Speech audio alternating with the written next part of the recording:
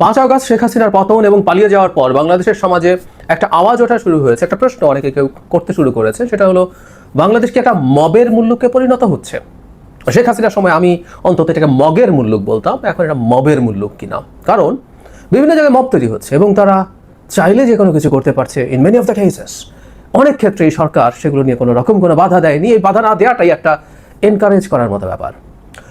মাঝখানে কিছুদিন এটা নিয়ে এক ধরনের আলাপ বন্ধ ছিল, এটার বিরুদ্ধে অবস্থান ছিল, কিন্তু খুব সম্প্রতি আবার দেখছি আমরা এটা ভিন্ন সংজ্ঞায়ন হচ্ছে, ভিন্ন নাম হচ্ছে, ভিন্নভাবে ব্যাখ্যা দেওয়ার চেষ্টা করা হচ্ছে এবং এটার পক্ষে সম্মতি উৎপাদনের চেষ্টা হচ্ছে। এটাকে আমরা এভাবে বলবো, এটা খুবই অ্যালার্মিং। এই দেশকে অরাজক পরিস্থিতিতে রাখার চেষ্টা আছে। কারা করতে চেয়েছেন, কেন করতে চেয়েছেন, সেটা নিয়ে কথা বলবো। যে প্রেক্ষাপটে আলাপটা হচ্ছে সেটা হলো গতকাল আমরা আমাদের সরকারের প্রধান উপদেষ্টা প্রেস সচিব যারা শফিকুল আলমকে মব নিয়ে কিছু কথা বলতে দেখেছি। তার বক্তব্যটা শুনি এবং তিনি সহ আরও অনেকেই মবকে এখন জায়েজ করার চেষ্টা করছেন। কেন করছেন? যেন শফিকুল আলম বলছেন যে এটা মব না, যুগান্তরের হেডলাইন এরকম, এটা প্রেশার গ্রুপ। মানে মব না, এটা একটা প্রেশার গ্রুপ। তিনি এভাবে বলছেন। তিনি এখানে যা যা বলছেন সেগুলো বলছেন যে তার ব্যক্তিগত মতামত হিসেবে তিনি বলেছেন। প্রধান উপদেষ্টা প্রেস সচিব কতটুকু ব্যক্তিগত মতামত দিতে পারেন সেই আলাপ আমরা করব, কিন্তু তার চাইতে উনি আগে কি বলেছেন সেটা একটু শুনি। তিনি বলছেন মবের ক্ষেত্রে, যে মবের ক্ষেত্রে বলছে সেটি তৈরি হওয়ার গ্রাউন্ড কেন তৈরি হচ্ছে, কেননা সে তো ক্ষতিগ্রস্ত হয়েছে। গত 15 বছরে তো তার প্রেশার গ্রুপ মিনিমাম সিভিল রিবার্টি রাখা হয়নি, সে তো ক্ষতিগ্রস্ত হয়েছে। এখন তার যে কনসার্ন, গত 28 বছরের গত 28 জুলাই বাংলাদেশের শীর্ষ সাংবাদিকরা যে শেখ হাসিনাকে বলেছেন এদেরকে খুন করেন, পুলিশ কেন গুলি করছে না, কেউ কি বলেনি? এরা তো শীর্ষ সাংবাদিক, শীর্ষ মিডিয়া হাউসের। এখন এই একই জিনিস তো পুনরাবৃত্তি হতে পারে, এই ভয় থেকে এই প্রেশার গ্রুপ তৈরি হচ্ছে। এর সমাধান কি? সব দায় দায়িত্ব সরকারের উপরে চাপিয়ে দিচ্ছেন। সরকার যতটুকু পারে সেই কাজটা সরকার করছে। যারা আস্থার জায়গা নষ্ট করেছেন তারা কিন্তু সেই কথা বলছেন না। নতুন রাজনৈতিক সরকারকে সামনে রেখে তারা আবারও তাদের ঘুঁটি সাজাচ্ছে। এতে বাংলাদেশের সাংবাদিকদের কোনো ধরনের উত্তরণ হবে না। মানে খেয়াল করি, আমরা জানি যে পত্রিকাকে বা মিডিয়াকে সামনে রেখে মব তৈরি হয়নি, তিনি এখানে কথা বলেছেন, কিন্তু তারপরও মবকে প্রেশার গ্রুপ, মানে এখন নতুন শব্দ বা বয়ান তৈরি করা চেষ্টা করা হচ্ছে।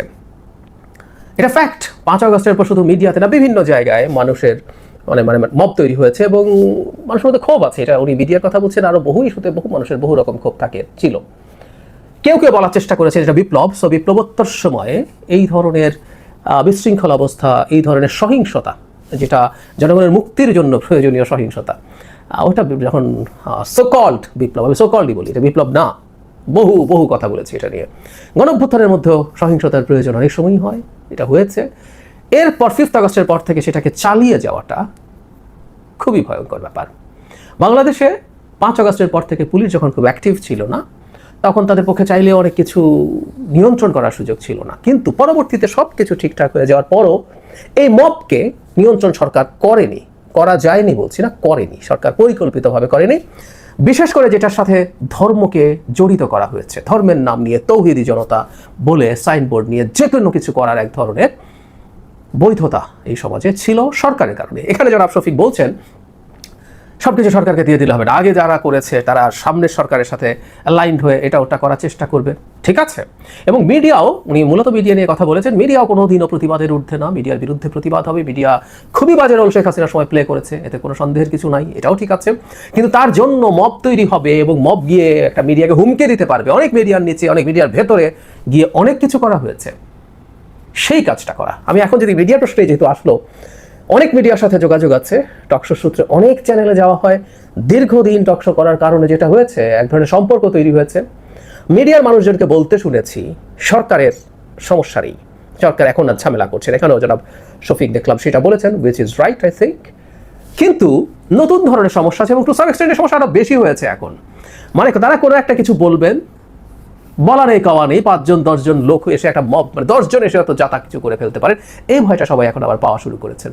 এবং সরকার আদৌ সেটা ঠেকাবেন কিনা সেই প্রশ্ন অনেকেই করছেন। আমি বরং পাল্টা প্রশ্ন যদি করি, সরকার নিজে কিছু করবে না, এরকম মব লেলিয়ে দিয়ে করবে, এটাও তো হতে পারে। তাই আমি তো কখনো ফোন করিনি, আমি কখনো কিছু করিনি, এটা বলার একটা সুযোগ তাদের থেকে যায়। একটা অল্টারনেটিভ থটের কথা বলছি, আমি বলছি না সরকার এটা করছে, কিন্তু এটা তো ফ্যাক্ট যে মব যেহেতু এরকম করছে এবং প্রেস সচিব এটাকে প্রেশার গ্রুপ বলছে, এনকারেজ করছে, তার মাসুল বা তার মানে কি হবে আমরা তো আসলে বুঝতে পারি। সত্যিকার অর্থেই এখন অনেকেই বলছেন মিডিয়াতে অ্যাজ এ হোল তাদের সেলফ সেন্সরশিপ কমে নাই, কোনো কোনো ক্ষেত্রে বেড়েছে। কোনো কোনো ক্ষেত্রে বেড়েছে। কারো কারো বিরুদ্ধে কোনো রকম কোনো তথ্য, কোনো দল, কোনো গোষ্ঠী কারো বিরুদ্ধে কথা বলতে গেলেই নানা রকম ট্যাগড হয়ে যাওয়ার সুযোগ থাকে, সম্ভাবনা থাকে। আমি ডিজিটাল মবের কথা বলছি না, একেবারে বাস্তবে মব তৈরি হয়ে যায় কিনা এই ঝুঁকি বোধ করেন। আর যখন জনাব শফিকের মতো মানুষ এসব বলেন, ওরা এবার মাথায় উঠবেই। তিনি শুধু নন, আমাদের খুবই জনপ্রিয় সোশ্যাল মিডিয়া ইনফ্লুয়েন্সার্স আছেন, কিছু তথাকথিত ইন্টেলেকচুয়ালস আছেন, তারা এটার পক্ষে সম্মতি উৎপাদন করার চেষ্টা করছেন এই বলে যে এটা বিপ্লবোত্তর সময়ে এটা থাকবে, খানিকটা এটা থাকতে হবে এবং এটা কল্যাণের জন্য। আসলে উদ্দেশ্যটা কি চান তারা? আমি আগে একটা ভিডিওতে বা একাধিক ভিডিওতে আপনাদেরকে দেখিয়েছি ডকুমেন্ট জনাব শফিক 5 তারিখের পর, এটা 8 তারিখ if I am not wrong বা 9 তারিখ, বঙ্গভবনে মাহফুজ আলমের সাথে সেলফি তুলে লিখছিলেন Mahfuz Alam brain behind the movement. সে ডক্টর ইউনুস যে শব্দগুলো ব্যবহার করেছিলেন ইউএনজিএতে গিয়ে ক্লিন্টনের প্রোগ্রামে, আমরা মাস্টারমাইন্ড বলি, উনি কিন্তু মাস্টারমাইন্ড ঠিক এই শব্দগুলো বলেছেন যেটা জনাব শফিক বলেছেন। এবং মেটিকুলাসলি প্ল্যান্ড, এটা ডক্টর ইউনুস বলেছেন, জনাব শফিক বলেন, কিন্তু জনাব শফিকের ওই দীর্ঘ স্ট্যাটাস পড়লে বোঝা যাবে ইট ওয়াজ এ মেটিকুলাসলি প্ল্যান্ড মুভমেন্ট। তার মানে এই স্টুডেন্টরা একটা পরিকল্পিতভাবে সরকার পতনের আন্দোলন করেছেন এবং জনাব মাহফুজ আলম সেটার পেছনের ব্রেইন। একই দিনে তিনি আবার স্ট্যাটাস দিয়েছেন মেইন স্ট্র্যাটেজিস্ট নাকি এই মুভমেন্টের, একই দিন স্ট্যাটাস দিয়েছেন। ওনার উদ্দেশ্য কি? এই জবাব তাকে দিতে হবে। তো এই একটা স্পন্টেনিয়াস আপরাইজিং কে কেন এভাবে তিনি দেখানোর চেষ্টা করলেন? আমি এটার সাথে তার এই মবকে জাস্টিফাই করাকে একটু রিলেট করবো। উনি জবাব দেন নাই। উনি যথেষ্টের বেশি দেশের রাজনীতি চেনেন, রাজনীতি বোঝেন, উনি মাঠে ছিলেন, অত্যন্ত গুরুত্বপূর্ণ রোল প্লে করেছেন, উনি সাংবাদিক। কিন্তু আমরা সবসময় মনে রাখবো তিনি তার প্রতিষ্ঠানকে দিয়েও এই মুভমেন্টকে কীভাবে হেল্প করেছেন, কোনো সন্দেহ নাই। কিন্তু এই মুভমেন্টকে ভিন্নভাবে ব্যাখ্যা করে ভিন্ন জায়গায় নিয়ে যাওয়ার চেষ্টা যারা করেছেন, সর্বপ্রথম পাবলিকলি এই কাজটা জনাব শফিক করেছেন। অনেকের খোয়াব ছিল এদেরকে এক ধরনের মিলিশিয়ায় পরিণত করবেন, ছাত্রদেরকে করে মাঠে মব টব যে কোনো কিছু দিয়ে লেলিয়ে দিয়ে এটা করবেন সেটা করবেন, করিয়ে সকল একটা বিপ্লবের কথা বলে একটা বিপ্লবী সরকার বানাতে যদি পারি তাহলে ক্ষমতা দীর্ঘায়িত করে ফেলা যাবে, সংবিধানবাদ, নির্বাচনের দরকার নাই, প্রক্লেমেশন একটা দিয়া 5 বছর ধরে ক্ষমতায় পারলে আরো বেশি ক্ষমতায় থাকবে। এই খোয়াব অনেকে দেখেছেন। এরাই মবকে আসলে মাঠে রাখতে চেয়েছেন, এরাই মবের পক্ষে সম্মতি উৎপাদন করার চেষ্টা করেছেন সকল বিপ্লবের নামে, এরাই করেছেন। এখন আবার এই প্রবণতা শুরু হলো কিছুদিন থেকে। এটা মূলত জনাব নুরুল হুদার গলায় জুতার মালা দেয়া এবং জুতা পেটা করার প্রেক্ষাপটে আলাপটা হয়েছে। এখানে বিএনপি জড়িত ছিল, সো হোয়াট? বিএনপির কেউ নোবডি ক্যান ডু দিস, কোনোভাবেই হতে পারে না। এটার পর আবার এই আলাপটা আসলো এবং আবারও দেখা যাচ্ছে এটাকে জায়েজ করার চেষ্টা আছে, এটার পক্ষে সম্মতি উৎপাদন করার চেষ্টা আছে এবং এই প্রেক্ষাপটে দাঁড়িয়ে জনাব শফিকুল আলমই আলাপ করছেন। আমি আগেও বলেছি, দেখিয়েছি, 5 বছর সরকারকে চাই টাইপের বিষয়ে স্ট্যাটাস পেলে উনি শেয়ার করেন। এমনকি একজন ওয়াজ করছেন যিনি ডক্টর ইউনূস যতদিন বেঁচে আছে ততদিন পর্যন্ত ডক্টর ইউনূস যেন ক্ষমতায় থাকেন, এর একটা ওয়াজ শেয়ার করেছেন। উপরে অবশ্য শফিক একটা ইনিশিয়াল দিয়েছেন যে না আমরা কিন্তু ইলেকশন করে চলে যাবো, উনি শেয়ার করছেন।